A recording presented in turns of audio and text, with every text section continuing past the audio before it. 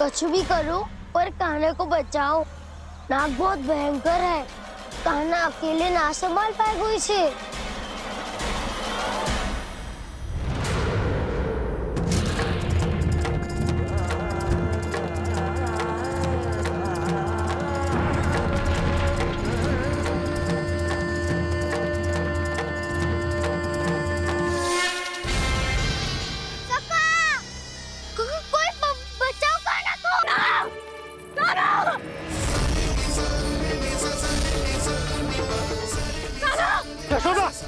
यशोदा रुको। छोड़ दो मुझे, छोड़ दो मुझे। जीजी संभालो, बावली हो गई क्या? जीजी संभालो।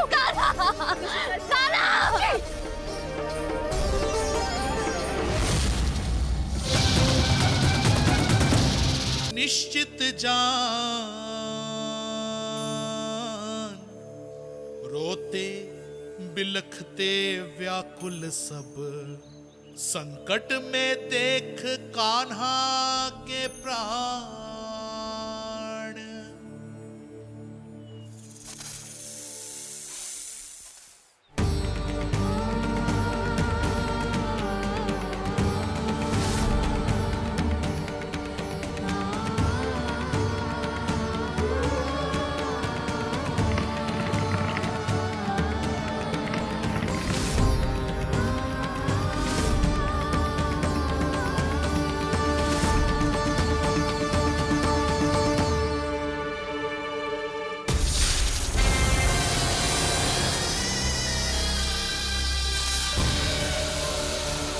कुछ करो जी, मेरे लल्ला को बचा लो, कोई तो कुछ करो। जीजी संभालो जीजी ना।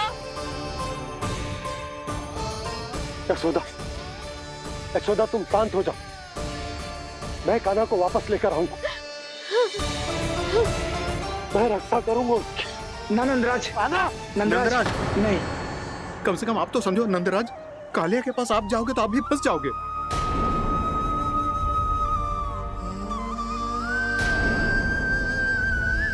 बलराम, तेरा भाई इतनी भीषण संकट में है और तुझे जरा भी दुख ना हो रहा?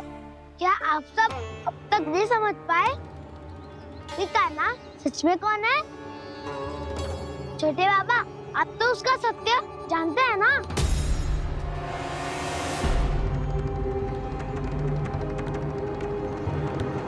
मानता हूँ कि आप सब कान्हा के रहस्य के बारे में नहीं जानते, पर क्या उसके जन्म से आज तक घटी एक से बढ़कर एक विचित्र घटनाओं को भी भूल गए हैं आप सब? भूल गए हैं कि कैसी पूतना जैसी राक्षसी उसका कुछ बिगाड़ नहीं पाई, कैसे तरनावत जैसा भयानक राक्षस उसे एक खरोच भी नहीं दे पाया था।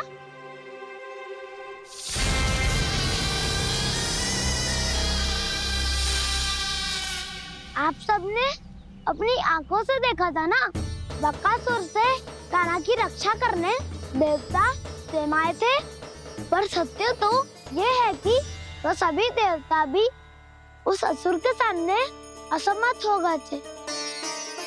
तब कान्हा ने बहुत ही आसानी से उस भयंकर असुर का वध किया था, एक ही बार में धराशायी कर दिया था उसे।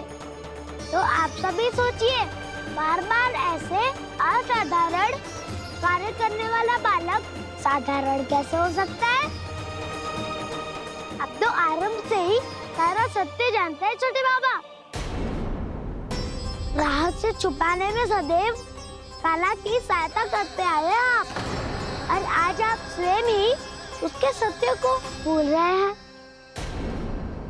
और तुम सब भी तो जानते हो कान्हा की शक्तियों के बारे में, तो क्या तनिक भी विश्वास ना है अपने सखा पे? बलराम, जे तू क्या कह रहा है? मैंने जो कहा उसका एक एक शब्द सत्य है छोटी माँ। यदि प्रभु की इच्छा हुई तभी कुछ ही क्षणों में सब कुछ अपनी आंखों से स्वयं अनुभव कर लेंगे आप।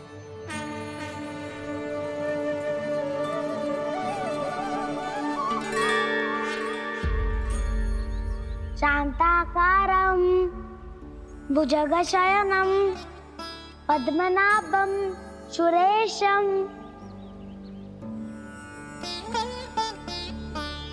विश्वाधारं गगनसदृशं मेघवर्णं शुभांगं लक्ष्मीकान्तं कमलनयनं योगी वीरध्यानगम्यम् वन्दे विष्णुं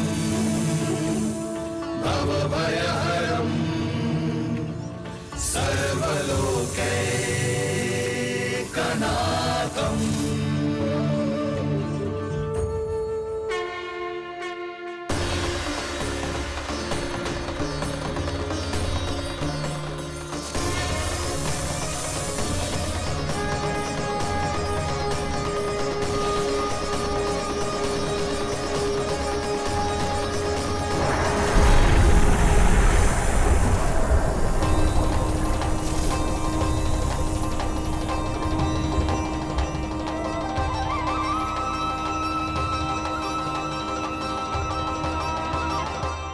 तुझे क्या लगता है बालक कि तू मेरी जगत से निकल गया तो अब बच जाएगा तू?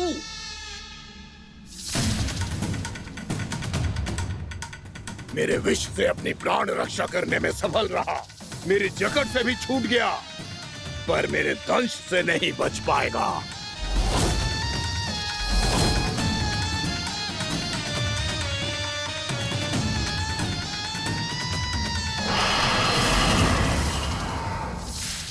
अब भय से भाग रहा है, पर मैं तुझे मृत्यु देकर रहूंगा।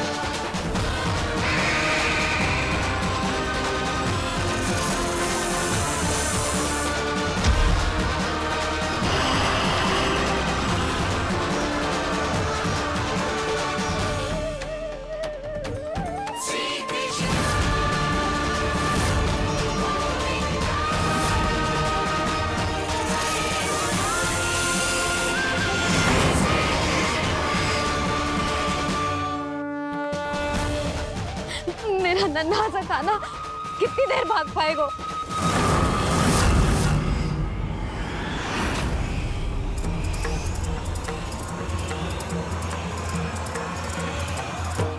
और कितनी प्रतीक्षा करोगे मेरी भक्त कालिया?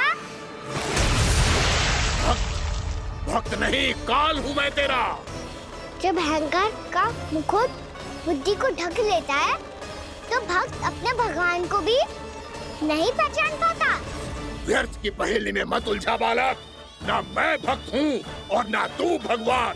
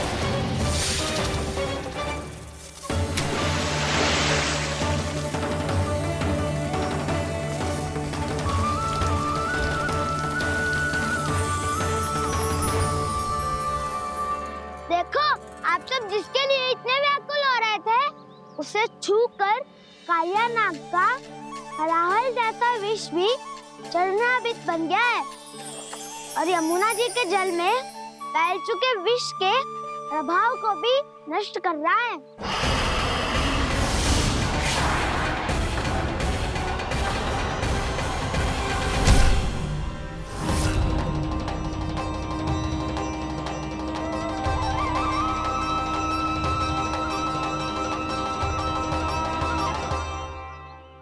धर्म रक्षक, अधर्म विनाशक, प्रभु श्री कृष्ण का कौशल सचमुच अद्वितीय है। नारायण नारायण।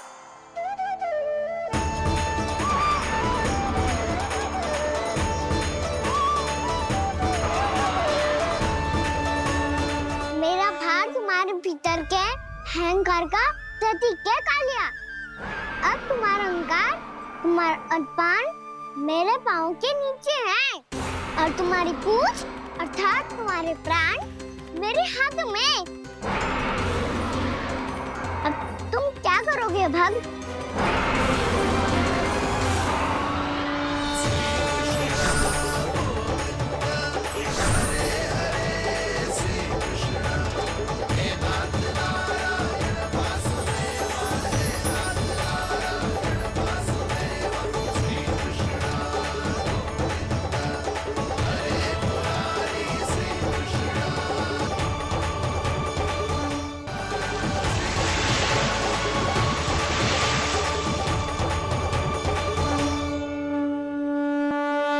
प्रभु, भले ये आपको पहचानने में असमर्थ हो, पर हम सब ने आपको पहचान लिया है।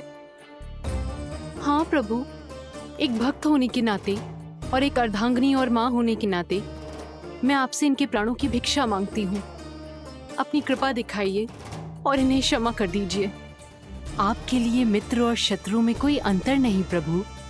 उसी तरह आपकी कृपा और दंड में भी कोई अंतर नहीं। दोनों दया ही तो हैं, अकारण ही किसी को प्राप्त नहीं होती। हमें विश्वास है कि हमारे पति को मिला ये दंड कोई अभिशाप नहीं है, आपका वरदान है। ये सत्य है प्रभु कि इनसे बहुत से पाप हुए हैं। इनके विष से बहुत सारे जीव जंतु को हानि पहुंची है, पर अब आपके चरण इनके शीश पर पड़ गए हैं। ऐसी कृपा तो बड़े बड़े महान महात्माओं को भी दुर्लभ है, और इन्हें प्राप्त हुआ तो अवश्य ही ये किसी महान पुण्य का ही फल है। हे प्रभु, उन्हीं पुण्य कर्मों की शक्ति का आह्वान कर मैं आपसे विनती करती हूँ, इन्हें प्राण दान दीजिए। मैं अपने इस भक्त को क्षमा अवश्य करूंगी देवियों, यदि ये अपने अहंकार को त्याग कर मुझे पहचान ले तो।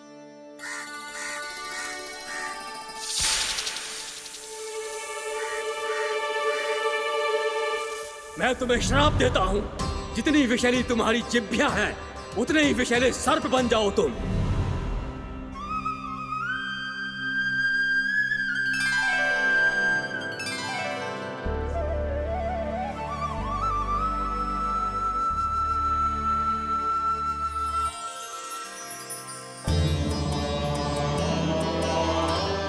नारायण, मुझे क्षमा कीजिए नारायण। मैं तो आपका परम भक्त था, किंतु मैं आपको पहचान नहीं सका। इसका दंड तो मुझे मिलना ही था, किंतु मैं अब प्रायश्चित करना चाहता हूं। इसके लिए यदि आप मेरे प्राण भी ले लेंगे तो भी मुझे कोई दुख नहीं होगा। मैं अपना जीवन, मृत्यु और अपना अस्तित्व सब कुछ आपको समर्पित करता हूं। तुम्हें तुम्हारी क्रोध के कारण श्राप मिला, जिसे विशाल सर्प के रूप में तुम्हारा जन्म हुआ, और सर्प का तो स्वभाव है विष फैलाना। इसीलिए तुम्हें दंड नहीं दूंगा मैं। शेष सभी अपराधों का पश्चाताप कर लिया, इसीलिए मैं तुम्हें क्षमा करता हूँ कालिया।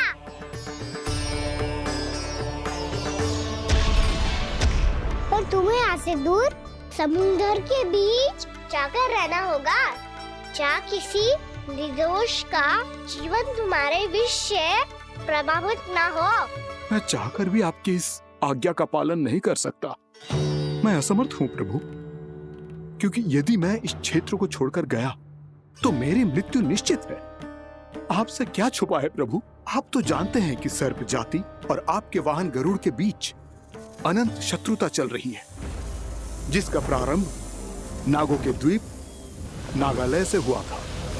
उस द्वीप पर छोटे जीवों को निगल जाने के लिए सर्प थे और गरुड़ को सर्पों का स्वाद बहुत प्रिय था, इसलिए वो बार बार नागद्वीप जाने लगा था। पर इस कारण पूरी सर्प जाति उससे आतंकित हो गई थी। इसलिए जब भी गरुड़ वहां पहुंचता तो सभी सर्प छिपने लगते। जब गरुड़ को इसका आभास हुआ तो उसे बड़ा क्रोध आया और वो उत्तेजना में भरकर सर्पों का शिकार करने लगा।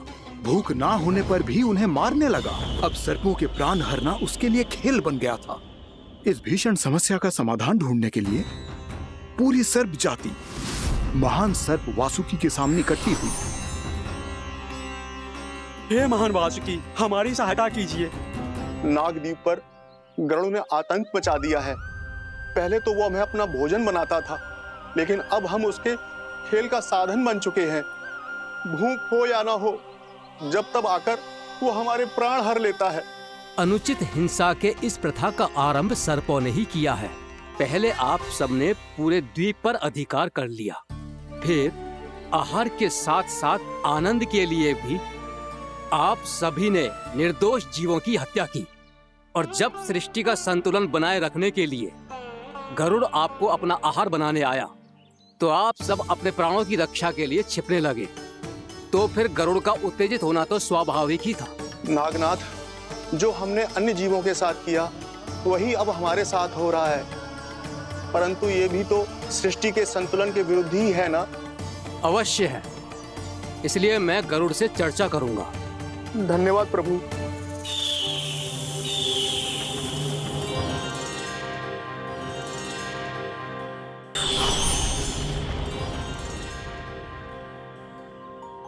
श्री नारायण के वाहन पक्षीराज गरुड़, मैं संपूर्ण सर्प जाति की ओर से आपसे एक निवेदन करने आया हूँ। कहिए, क्या कहना चाहते हैं आप? हे पक्षीराज, यदि आप हम पर ऐसे ही आक्रमण करते रहे तो शीघ्र ही हमारी प्रजाति समाप्त हो जाएगी। इसीलिए हमारी आपसे विनती है, यदि आप उचित समझें तो सर्पों के किसी एक घर से हम आपको एक सर्प प्रतिदिन अर्पित करेंगे। आप उसको आहार बनाइए और अन्य सर्पों को जीवित रहने का अधिकार दीजिए। मुझे स्वीकार है। तब से प्रतिदिन किसी एक घर से एक सर्प गरुड़ के भोजन के लिए भेजा जाने लगा। समय के साथ मेरे घर की भी बारी आई, परंतु मैंने एक बहुत बड़ी भूल कर दी। समय आ गया है स्वामी, आज गरुड़ के आहार के लिए इसे चुना गया है। कौन है यह गरुड़ और क्यों दूं मैं इसे कोई भेंट? स्वामी, सभी सर्प राज्यों और गरुड़ के बीच में यही समझौता हुआ है, हमें इसका सम्मान करना ही होगा। मैंने कोई समझौता नहीं किया, मैंने कोई वचन नहीं दिया और ना ही मैं किसी गरुड़ से भयभीत होता हूँ। यदि इस राज्य में किसी को सर्पों को अपना आहार बनाने का अधिकार है तो वो केवल मुझे है। अब से गरुड़ को दी जाने वाली हर भेंट मुझे दी जाएगी, महाविषधारी महान नागराज कालिया को। ये और कुछ नहीं, मेरा अभिमान था प्रभु, और ये मेरे इस जन्म की सबसे बड़ी भूल थी, क्योंकि फिर जब गरुड़ को इस बारे में पता चला तो। कालिया, अभिमान में आकर तूने अपने काल को ललकारा है। जिस कालिया के नाम में ही काल छिपा है, तू उसे ललकारने का दुस्साहस कर रहा है गरुड़। स्वयं को भगवान विष्णु का वाहन कहता है, तो वाहन का ही कर्म कर। स्मरण रख, इस धरती के सर्वश्रेष्ठ योद्धाओं के लिए भी मैं मृत्यु का दूत हूँ। विनाश काले विपरीत बुद्धि। तुझ जैसे मूर्ख सदा इस युक्ति को सार्थक करते आए हैं। अपने विनाश को आमंत्रण किया है तो अब भोग।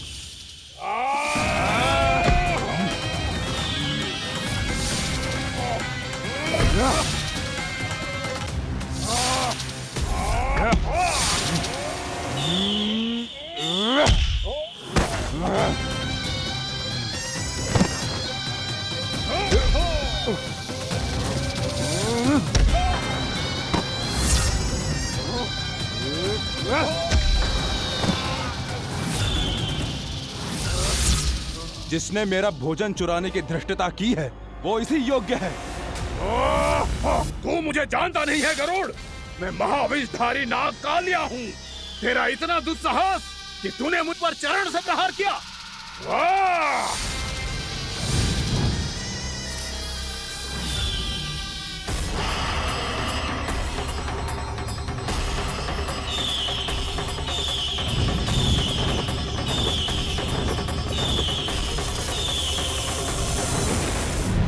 मैं अपने अभिमान में भूल गया था कि गरुड़ मुझसे कहीं अधिक शक्तिशाली है।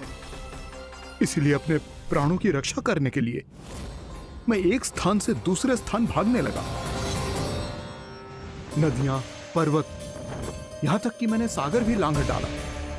पर मैं जहां भी जाता गरुड़ के रूप में मेरा काल वहीं आ जाता।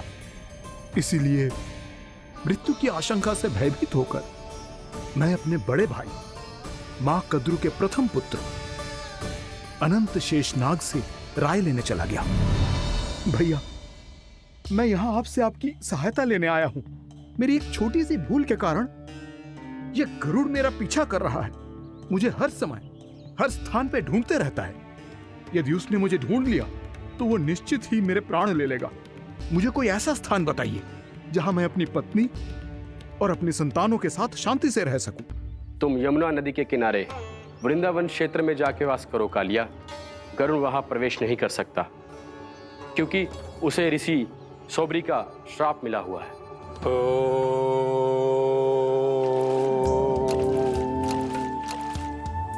ध्यान और तपस्या का नित्य कर्म करते हुए ऋषि के मन में मछलियों के प्रति प्रेम भाव इतना बढ़ गया कि वो भूल गए सभी जीव खाद्य श्रृंखला का भाग होते हैं और मछलियां भी इस नियम की अपवाद नहीं है। उन्हें मछलियों की अटखेली इतनी अच्छी लगने लगी कि वो इस क्षेत्र के मछुआरों को भी मछली पकड़ने की अनुमति नहीं देते थे।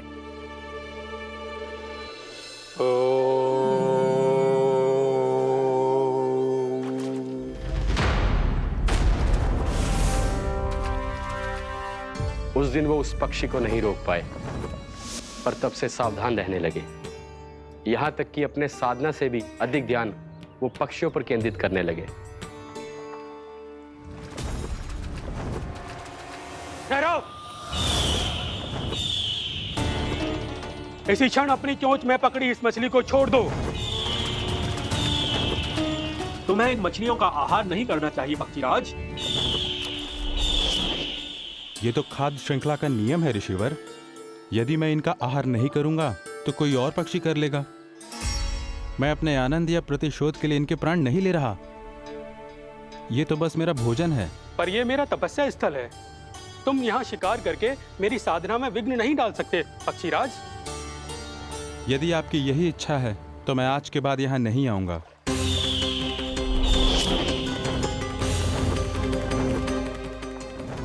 पर आज ये मछली मेरे आहार के रूप में पकड़ी जा चुकी है।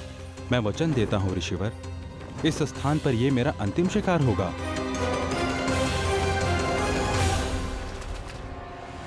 आज के बाद यदि तुमने वृंदावन की निकट उड़ान भी भरी तो तुम सैकड़ों टुकड़ों में फटकर मारे जाओगे पक्षीराज। ये मेरा श्राप है।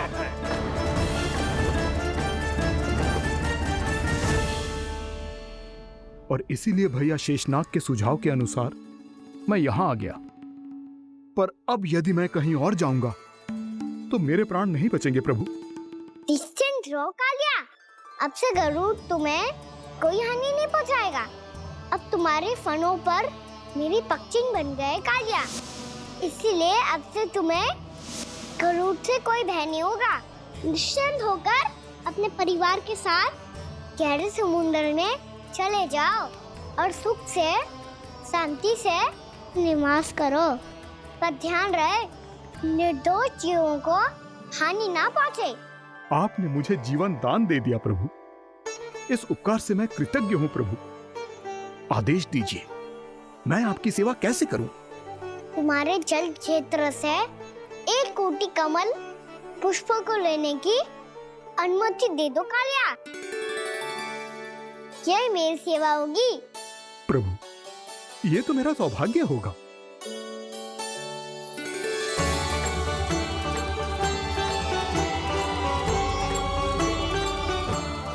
कोटि के स्थान पर हम 3 कोटि कमल पुष्प ले आए प्रभु। मैं तुम्हारी सेवा भाव से प्रसन्न हुआ कालिया। रमनाक द्वीप पर चले जाओ ताकि तुम्हारे कारण फिर कभी किसी निर्दोष जीव को हानि ना पहुँचे और न ही तुम्हारा विष मेरे प्रिय यमुना नदी के जल को दूषित कर पाए। मैं तुम्हें आशीर्वाद देता हूँ। आज यहाँ मेरे द्वारा तुम्हें दिए गए इस आदेश का स्मरण जो भी भक्त करेगा और प्रातः काल और संध्या काल में इसका उच्चारण करेगा उसे फिर कभी किसी संकट से कोई भय नहीं होगा। ये स्थान अब से काला कुंड के नाम से जाना जाएगा। यहाँ पर स्नान करने वाला और देवताओं को इस क्षेत्र से जल का अधर देकर प्रसन्न करने वाला भक्त यदि मेरा स्मरण करके पास रखेगा तो वो अपने सभी पापों से शीघ्र ही मुक्त हो जाएगा।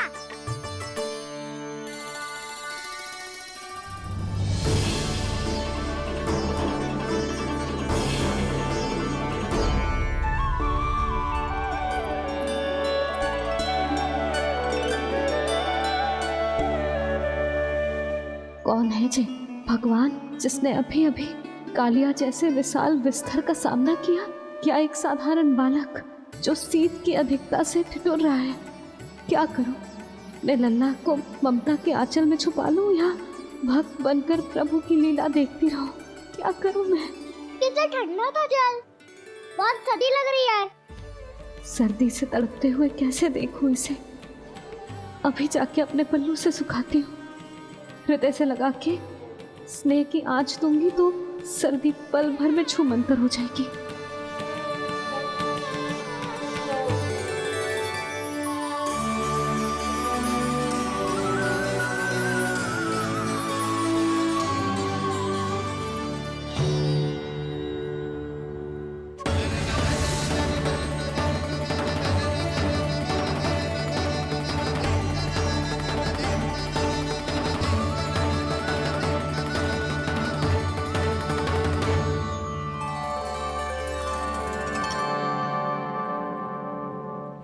मेरी आवश्यकता ना है इसे। ये तो सच्ची में भगवान ही है जिसकी ठंड दूर करने के लिए स्वयं द्वादश आदित्य प्रकट हो गए हैं।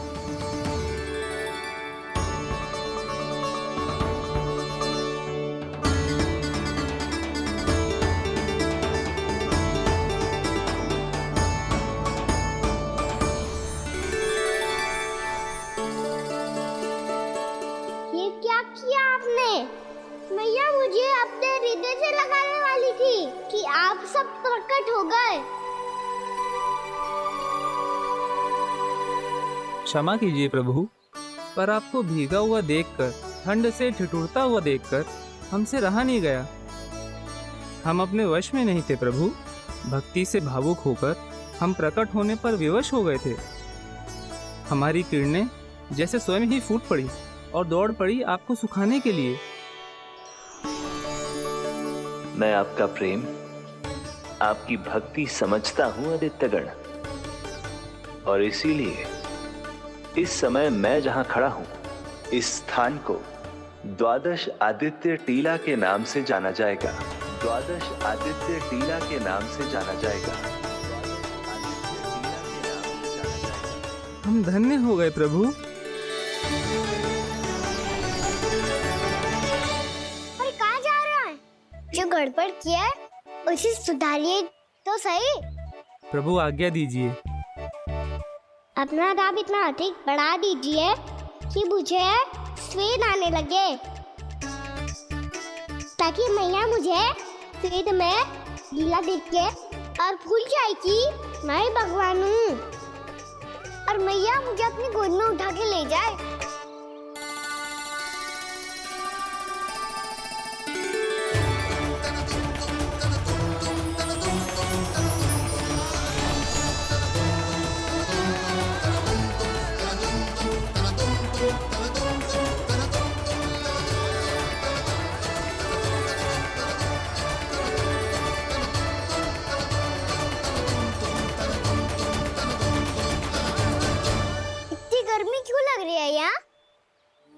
स्वेद की एक बूंद भी आती थी तो मैं अपना आंचल लेकर पहुंच जाती थी इसके पास। जानती ही नहीं थी कि चेतु स्वयं वायुदेव को आदेश दे सकता है कि वो बहने लगे और उसका सारा स्वेद सुखा दे। वायुदेव की आवश्यकता नहीं है मैया, मुझे आप ही चाहिए। लगता है जिस बात का भय था वही सत्य होने लगी है। भैया मेरे भगवान रूप को भूल नहीं पाएगी और अब मेरे लिए उनसे सत्य छुपा कर रख पाना कठिन हो जाएगा। कृष्णा कृष्णा हरे कृष्णा कृष्णा कृष्णा मुरली मनोहर कृष्णा गोपाला गोविंदा हे दामोदरा।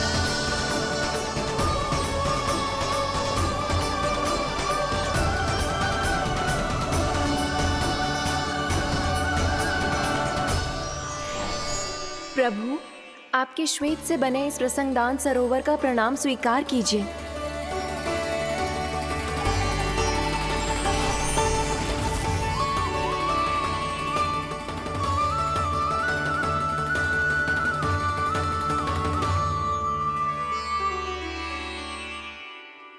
ओहो, इस चमत्कार को देखकर भैया को और भी अधिक विश्वास हो जाएगा कि मैं भगवानी हूँ। अब कैसे मनाऊं मैया को कि मैं इनका लाई हूँ। बाबा है ना, अब तो यही सहायता करेंगे। श्री कृष्णा गोविंद हरे हरे श्री कृष्णा गोविंद हरे हरे श्री कृष्णा हरे मुरारी श्री कृष्णा श्री कृष्णा श्री कृष्णा।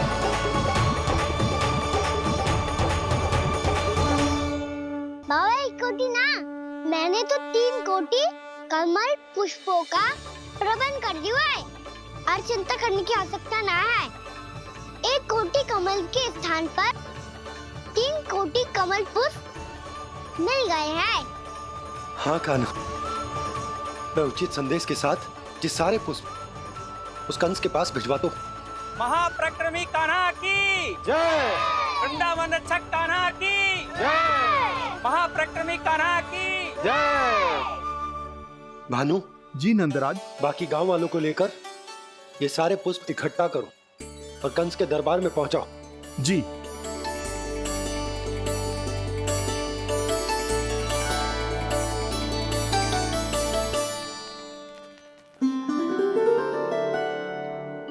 मैया, कौन हो तुम? मुझे पता था मैया, जब आपको सत्य पता चलेगा तो आप मुझे मैया की तरह स्नेह ना कर पाओगी। इसीलिए आज तक सत्य छुपा तो आया हूँ ताकि आपकी ममता, आपका प्रेम अनुभव करने का अवसर मिलता हुआ है मुझे। और फिर आज को बताया था ना, जो रहस्य तुमने बरसों तक छिपाया था उसका भेद खुलने में तुम्हारा योगदान है। मुझे कालिया के शीश पर अपने पद चिन्ह रखकर उसे मुक्त कराना था दाऊ, वचन दिया था मैंने उसे। इसके अतिरिक्त निर्दोष पशु पक्षियों के जीवन को कालिया के विष से ही बचाना था मुझे। इसमें कंस को तो सम्मिलित करना ही था ताकि जब मैं कालिया का सामना कर रहा हूँ तो वो किसी और असुर को समस्या बनाकर वृंदावन ना भेज दे। पर इस सबसे बड़ा एक कारण और था दाऊ, मैं चाहता था कि मैया को सत्य पता चल जाए। पर क्यों कहा ना? क्योंकि मुझे लगने लगा था कि मैया से ये रहस्य छुपाकर इनके साथ धोखा कर रहा हूँ। अपराध बोझ से दबा जा रहा था मैं।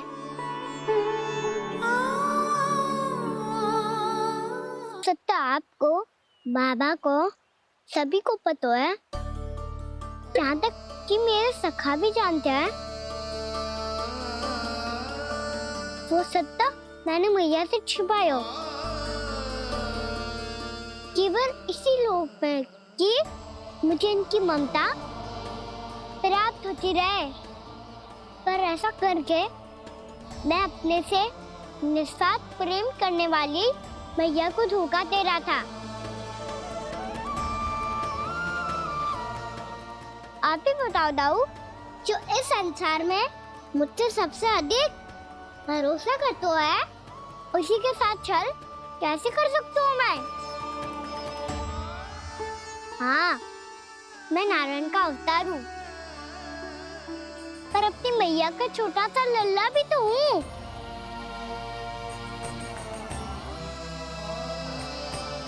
इसीलिए तो यमुना जी में छलांग लगाने का एक कारण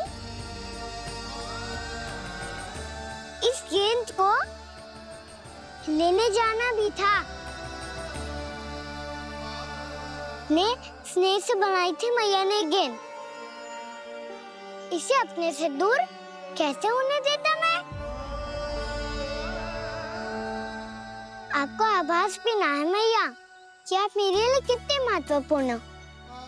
ये सत्य है कि सभी देवता, प्रकृति, भक्त, ये सब है मेरा ध्यान रखने के लिए, मेरी सेवा करने के लिए। पर क्या इनमें से कोई भी मेरी मैया का स्थान ले सकता है? और आप भी तो यही चाहती थी कि मैं आपका लल्ला बन के आऊं, आज जैसे आपने मुझे अपनी गोद में लिटा रखा है, क्या कुछ ऐसा नहीं हो सकता कि शीघ्र ही मुझे आपको अपनी गोद में खिलाने का अवसर मिल जाए? मैया, नारायण का अवतार होना क्या इतनी बड़ी समस्या है कि आप हृदय से भी राह लगा सकते? मैया,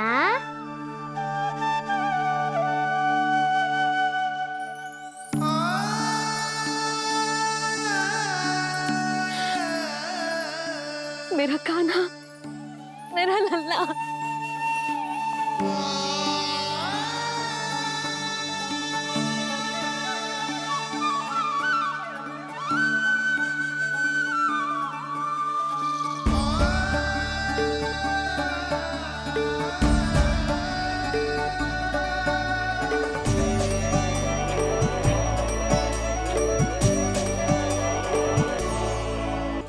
फिर चाहे तो साधारण बालक हो या श्री नारायण का अवतार, तो सदैव ही मेरा लल्ला है, मेरा लल्ला था और सदैव ही रहेगा। यशोमती मैया का नंद लाला, यशोमती मैया का नंद लाला। यशोमती मैया के नंद लाला, यशोमती मैया के नंद लाला, यशोमती मैया के नंद लाला, यशोमती मैया के नंद लाला।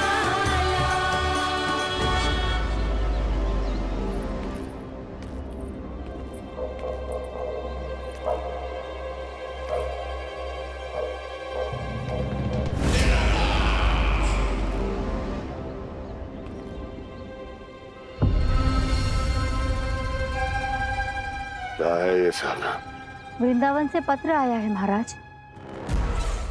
विनती की गई है कि इसे आपके सामने पढ़ा जाए। पढ़ो। शीघ्र करो। महाराज कंस, पूजा के लिए आपको 1 कोटि कमल पुष्पों की आवश्यकता थी। वृंदावन वासियों की ओर से मैं आपको 3 कोटि पुष्पों की भेंट भेज रहे हूँ। कृपया अतिरिक्त पुष्पों को अपनी गोप प्रजा की विनम्र श्रद्धांजलि समझकर स्वीकार करो महाराज। आपको ये जानकर प्रसन्नता होगी कि जैसे ही मेरा पुत्र कृष्ण कालिया नाग के सामने पहुंचो, वो महाभयंकर नाग भी आपके भय से कांप उठा और स्वयं ही ये सभी पुष्प हमारे द्वार पे पहुंचा गो। यदि आपको अब भी आवश्यकता हो तो और भी पुष्पों का प्रबंध किया जा सकता है। आपका विनीत गोपराज नंद। हमारा संघर्ष अभी समाप्त नहीं हुआ है विष्णु अवतार। यशोमती मैया का नंदलाला। पत्र में लिखा है महाराज, उसे इसी नाम से बुलाया जाना प्रिय है।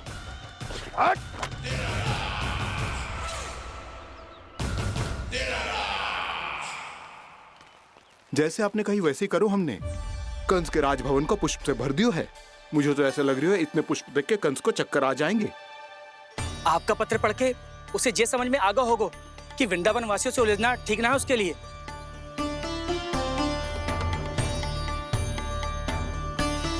वैसे ही हमारे श्री कृष्ण हमारी रक्षा करने के लिए है ना।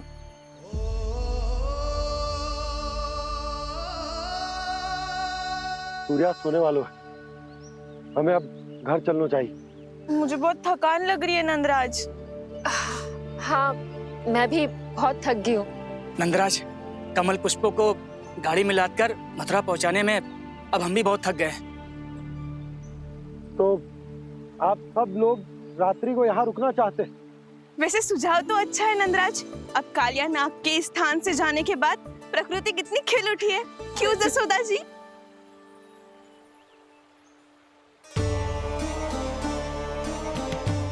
सब सामान्य है।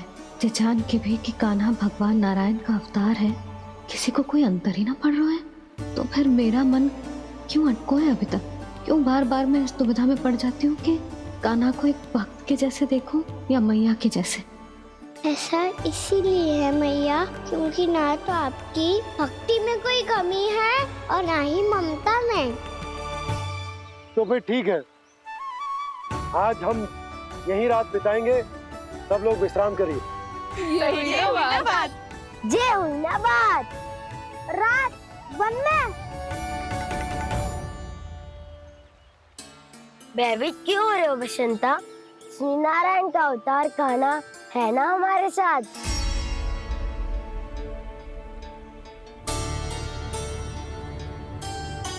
लगता है कोई मैया को भूलने ही नहीं देगा कि मैं नारायण का अवतार हूँ।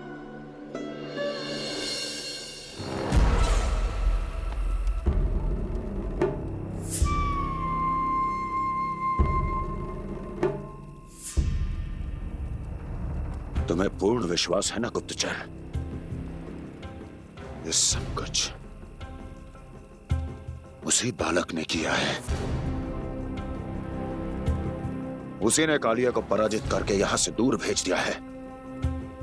मैंने अपनी आंखों से देखा है महाराज।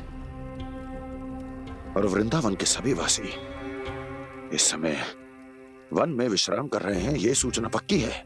वो सब पूरी रात वन में ही बिताएंगे महाराज।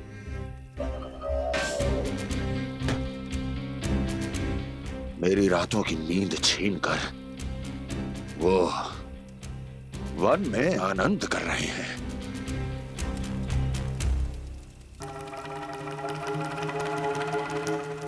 किंतु मैं उनके इसी आनंद को मृत्यु के करुण रूतन में बदल दूंगा। उनके चारों ओर प्रकाश होगा, सूर्य की चमक जैसा, आंखें चौंधिया देने वाला प्रकाश। किंतु फिर भी ये रात उनके लिए सबसे अधिक काली होगी, क्योंकि मैं इस पूर्णिमा की रात को अमावस्या की रात बना दूंगा। कभी न समाप्त होने वाली अमावस्या।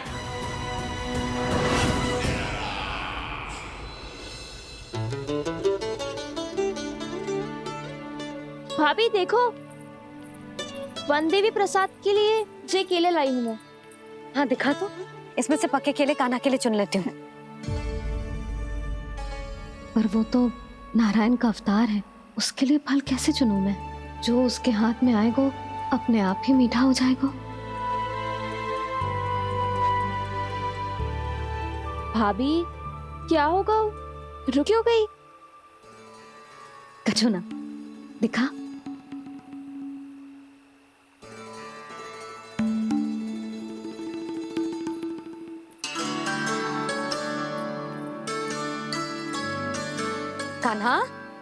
तुझे भूख लगी आई होगी ना? भैया खिलाओ ना। अच्छा।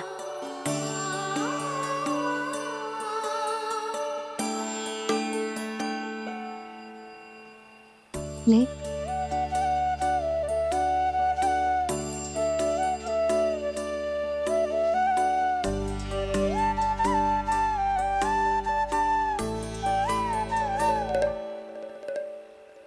भैया के व्यवहार में बदलाव आ रहा है।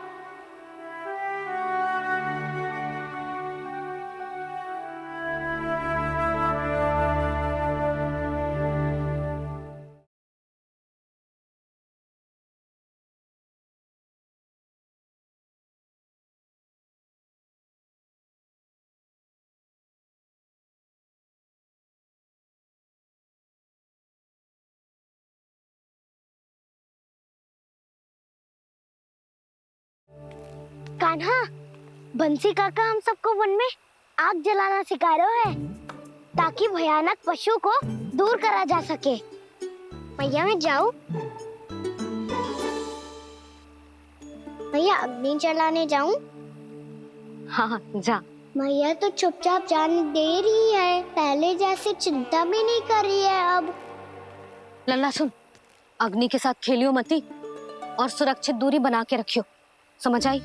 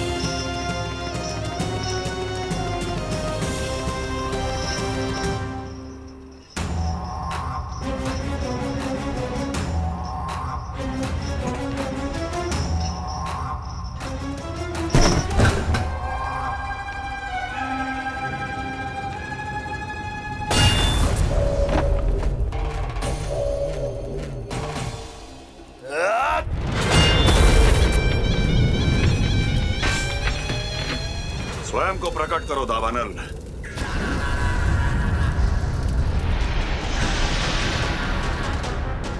प्रणाम महाराज।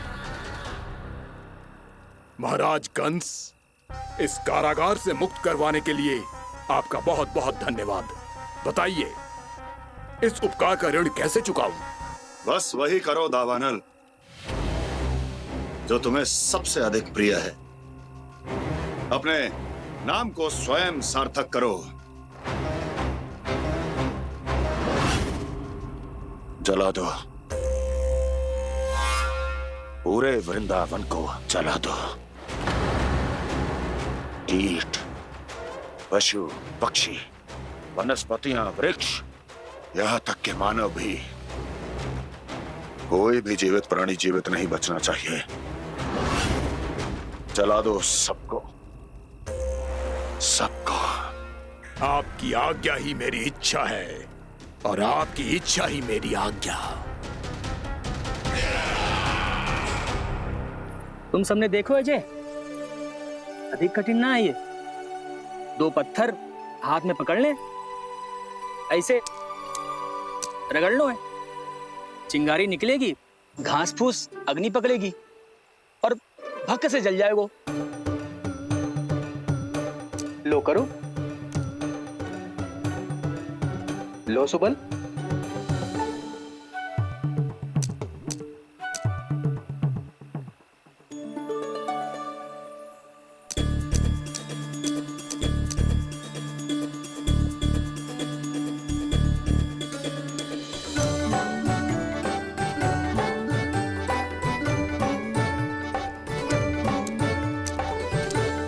ले कान्हा, तू भी प्रयास करके देख ले। पर जितना सरल जे कह रहे थे उतना सरल ना है अग्नि जलाना।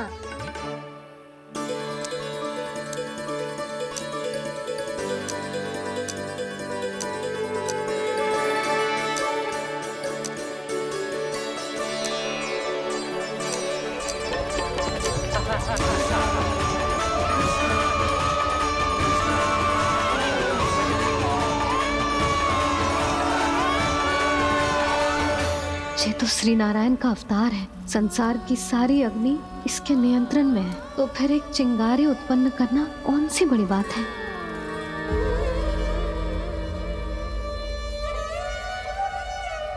ऐसे तो मैया मुझे धीरे धीरे अपना लल्ला मारना ही भूल जाएगी। ये उचित नहीं है, अब मुझे ही कुछ करना होगा।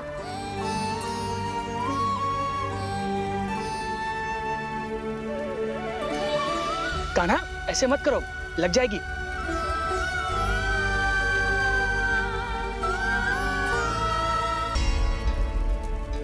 कान्हा, संभाल के, ध्यान कहाँ है तेरो?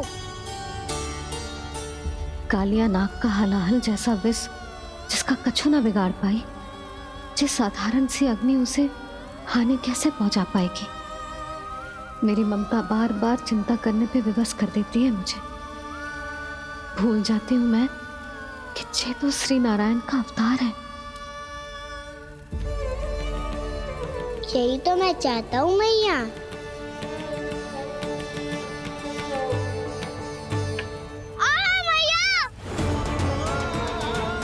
कान्हा,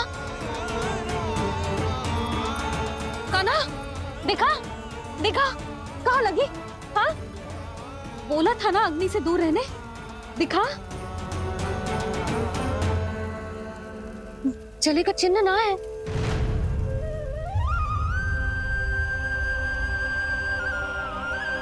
मेरे साथ खेल खेल रहा है जे। इससे पता है कि इसकी पुकार सुनते ही मैया ऐसे ही दौड़ी चली आएगी। मुझे नटखटपना बंद कर कान्हा।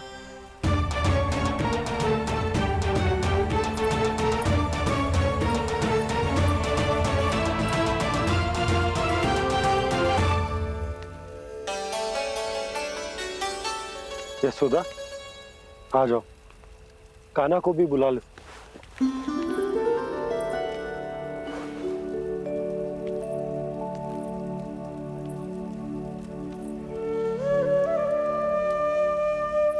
आपको तो पहले से पता था ना कान्हा के बारे में? हाँ, वो यशोदा, कान्हा ने मुझसे वचन लिया। ना ना, मैं आपको ताना ना दे रही। मैं तो बस ये सोच रही थी कि आप अपने आप को कैसे समझा पाते हो,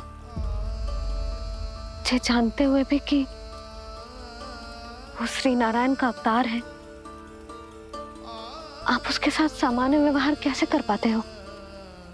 क्योंकि मैं भी अपने लल्ला के साथ सामान्य व्यवहार ही करना चाहती हूँ।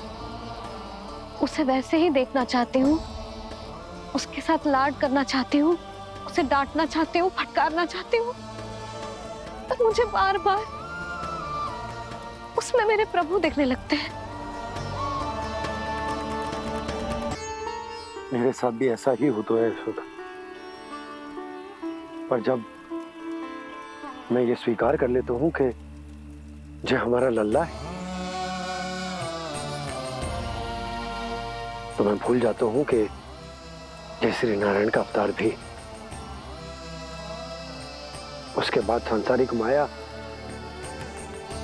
मुझे अपने अंदर जकड़ लेती है। यशोदा, तुम्हारे साथ भी कछु ऐसा ही होगा। संसार की मोह माया तुम्हें खुद में जकड़ लेगी और तुम जब भूल जाओगी कि भगवान का अवतार। हाँ, सच्ची कहूं तो भैया की ममता के आगे कोई भी माया ना टिक सकती। सबसे बड़ी होती है एक मैया की ममता। पर भक्ति का भाव भी कम प्रबल ना हो तो है जी। मेरे हृदय में ममता और भक्ति के बीच युद्ध चल रहा है। मुझे ना पता कौन सा भाव जीतेगा और कौन सा हारेगा। इसका अर्थ है कि मुझे कुछ भी ऐसा करने से स्वयं को रोकना होगा जिससे मैया के मन में भक्ति का भाव प्रबल होकर हिंसा से जीत जाए। तो फिर ध्यान रखना कान्हा, अब सबके सामने कोई लीला मत कर देना तुम।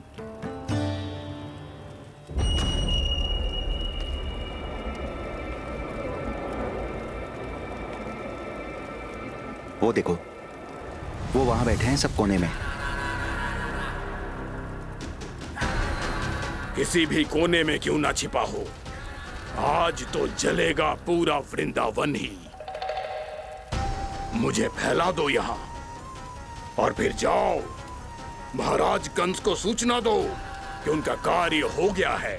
महाराज का आदेश स्मरण है ना, वृंदावन का कोई भी आदमी आज जीवित नहीं रहना चाहिए। अग्नि को जलाना मत सिखाओ, जाओ मुझे अपना कार्य करने दो।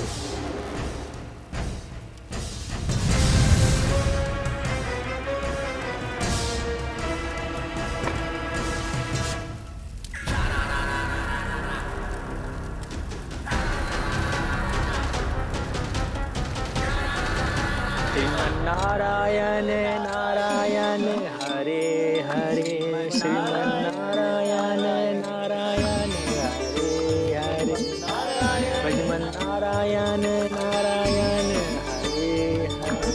क्या हुआ कान्हा?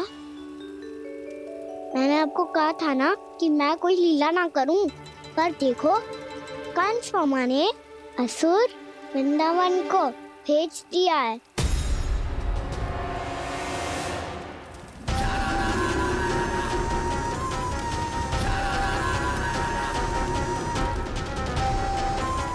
दावानल अर्थात बन की अग्नि। अब क्या करोगे तुम? वही जो मैं बताऊं क्या क्या? सबके सामने ही ऐसा कछु ना करूंगा जो लीला लगे, पर सबकी दृष्टि से छुपकर तो कछु करना होगा दाऊ। इससे पहले कि ये दावानल पूरे वृंदावन को लील जाए। पर कान्हा करने क्या वालों है?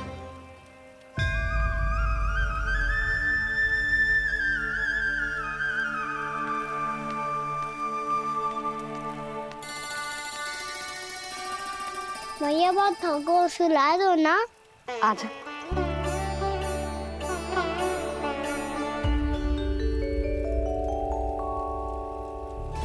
लोरी गाओ ना मैया।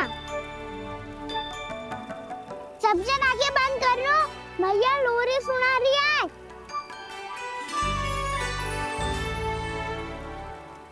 तो ये है तुम्हारी योजना।